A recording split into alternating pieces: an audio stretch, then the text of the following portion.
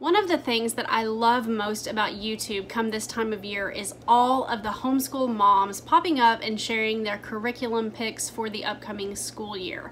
I have relied on watching these videos to help me make decisions when it comes to curriculum for my own kids, and so today I'm going to share with you my picks for my two youngest.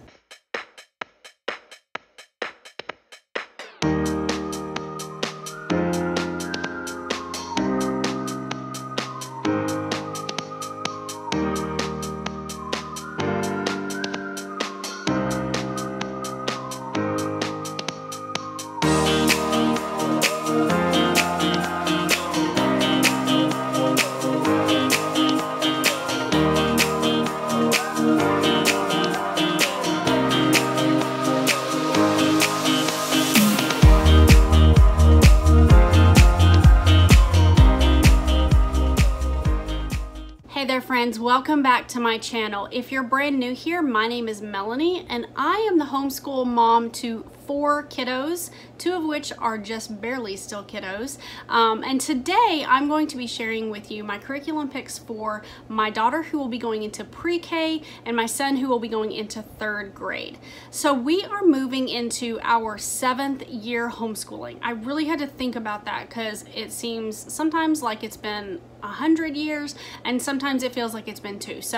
But I did the math. Yes, we are starting our 7th year. So let me go ahead and start with my curriculum for my daughter who will be in pre-K. She is 4 years old, and I have said many times here on my channel, I do not believe that you necessarily have to purchase curriculum for a child this young. But I will also say that when school time starts and mom sits down to do school with the other kids, she very much wants to be involved. She wants to have her own workbooks to do and things like that.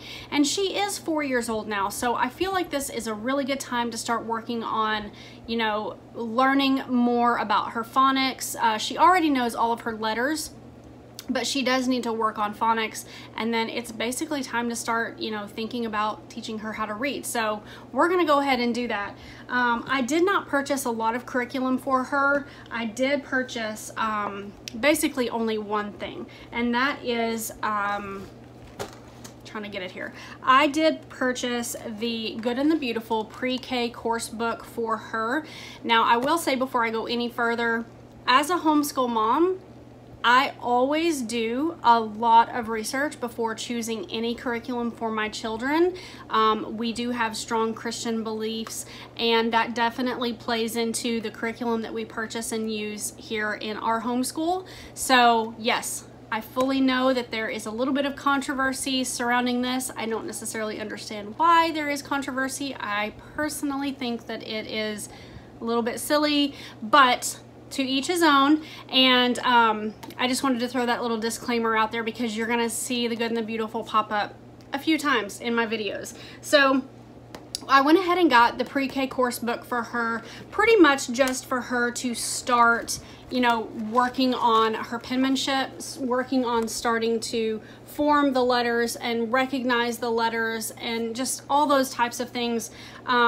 I really don't predict that this will take a lot of time for her to work through every day. I'm going to work with it with her, obviously. It did come with the activity packet that she's really going to love. I've looked through some of this stuff and it's just super cute.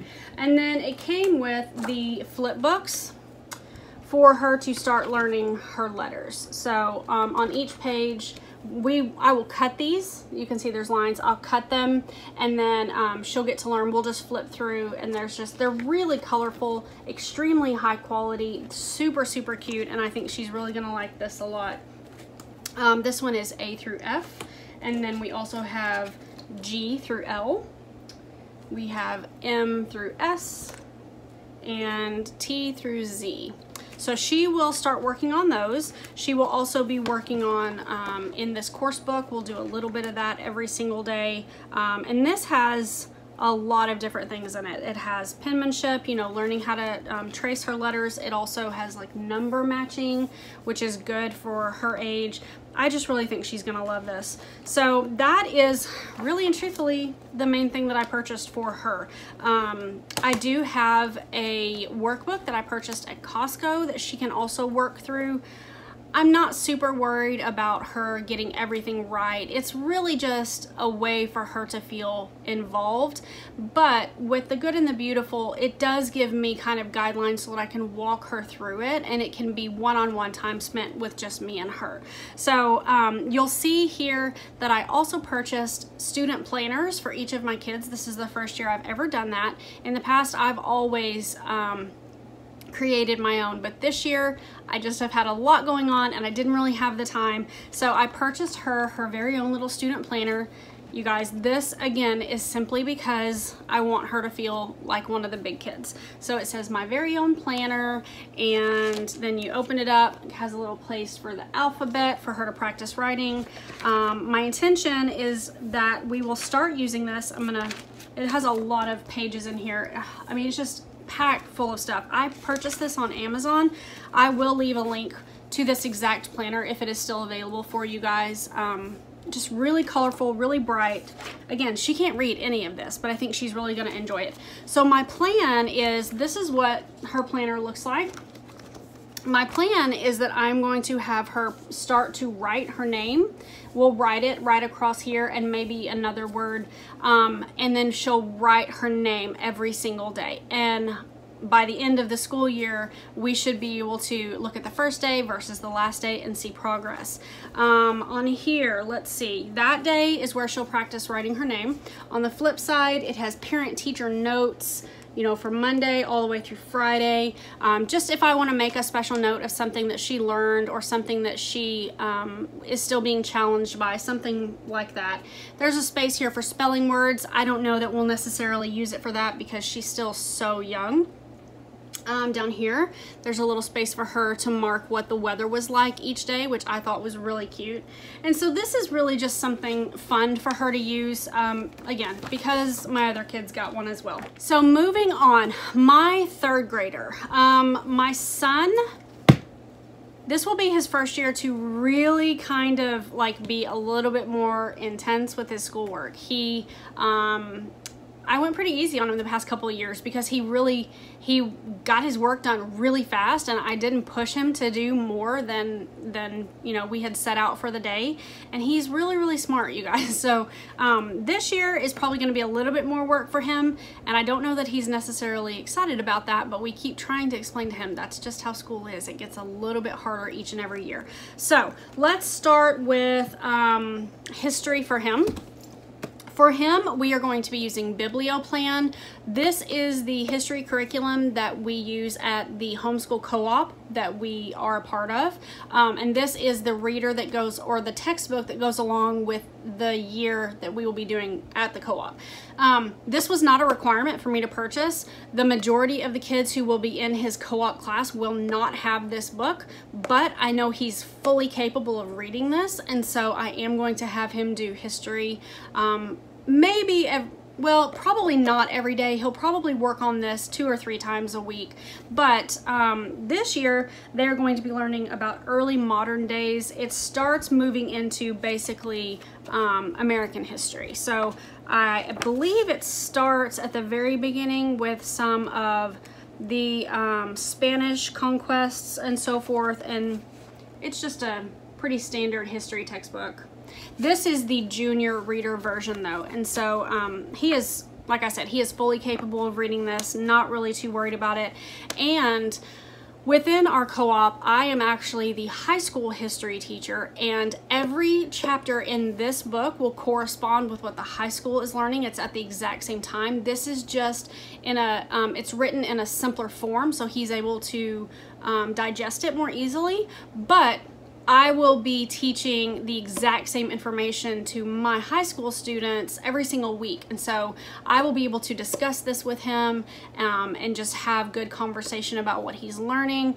And that's one of the reasons that I really like BiblioPlan, is that all of the grade levels are at the same point every single week. It's just the books and the workbooks cater to the level that the child is currently at. So this is what he's going to be using for history. There is no workbook that I could have purchased a workbook, but I chose not to. There are questions within the book, and we will just kind of discuss those. I think there's questions in the book. I know there's questions in the high school level book, so maybe not. I will have questions that I can, you know, ask him and make sure he's comprehending. So that is it for history. His science, he will be doing solely at the co-op. I, for the life of me, cannot remember the science they're doing. I'll have to put a little tag here and let you guys know what that's going to be, because I can't remember. I didn't have to purchase him a textbook. It's a pretty basic, like just general overall science, if I remember correctly. So that's what he's going to be doing for history and science. For language arts, this is the first year that he's actually going to have a specific language arts subject, and yes, we are using the good and the beautiful. At least for this year, we are a good and the beautiful family. I chose not to do the science through the good and the beautiful simply because he is going to be doing it at the co-op. So I got him the level 3 course book and all of the stuff that comes with it.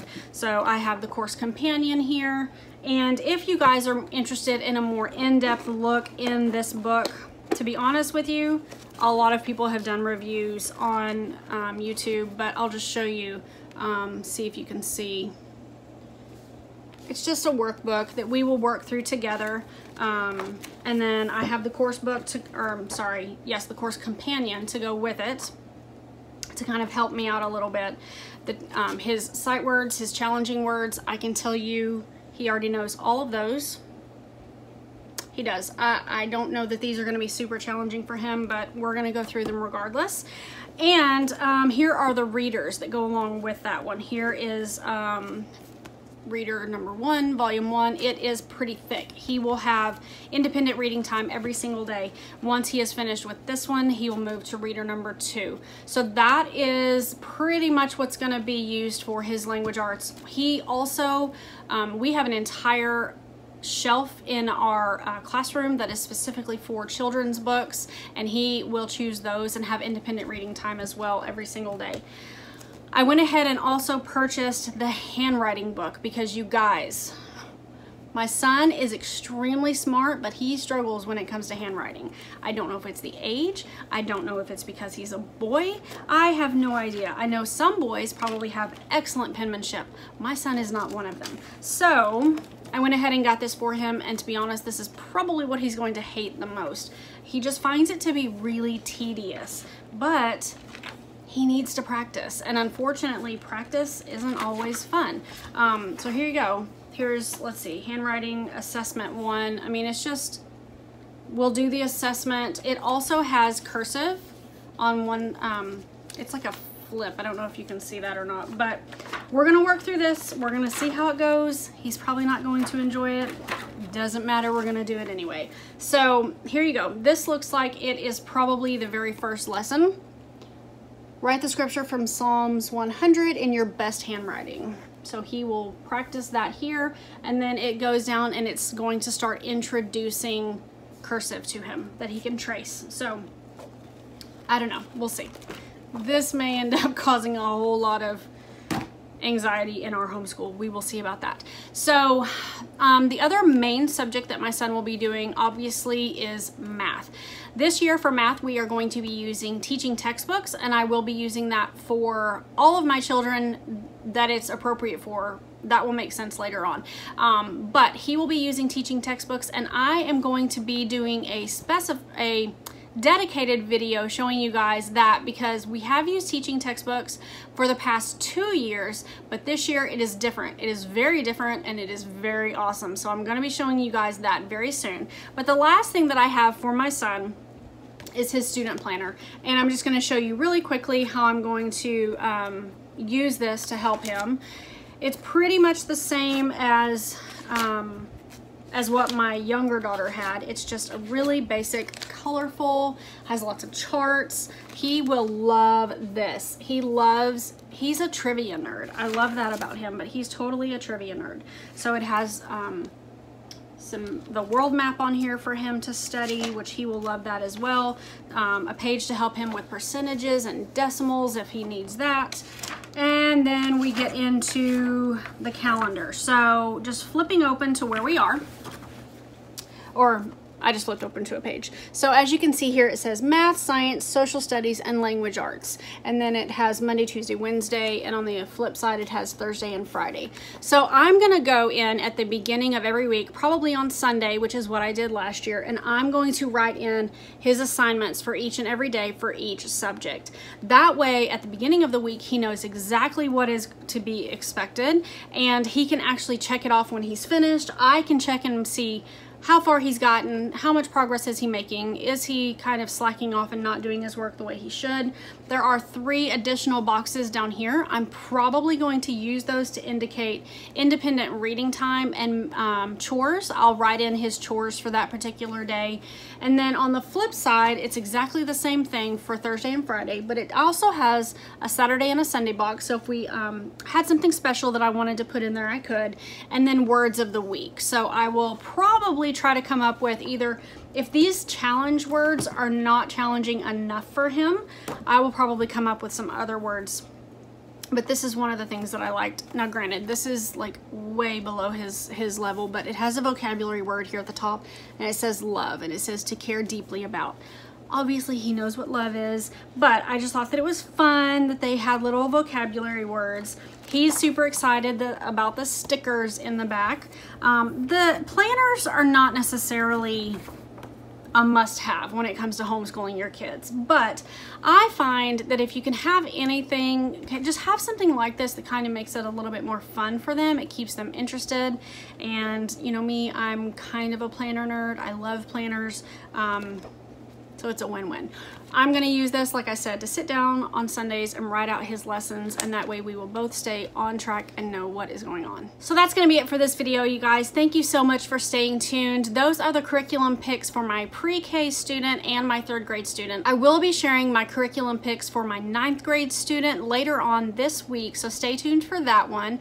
And as I've mentioned, I have a daughter who is going into 11th grade, but she will not be doing a lot of homeschool here at home. Well, she is going to be doing school at home. She is taking dual credit classes through a local college, and so her classes will not be the same as what I'm teaching my other students. I don't know if that's confusing or not. If it is, let me know. Happy to explain. I actually did a video about it that I can link for you guys. But that's going to be it. I hope you guys have enjoyed this video. Make sure you stay tuned for future videos, and make sure that you hit the subscribe button down below so that I can see you in the future videos. And I'll talk to you guys next time. Bye-bye.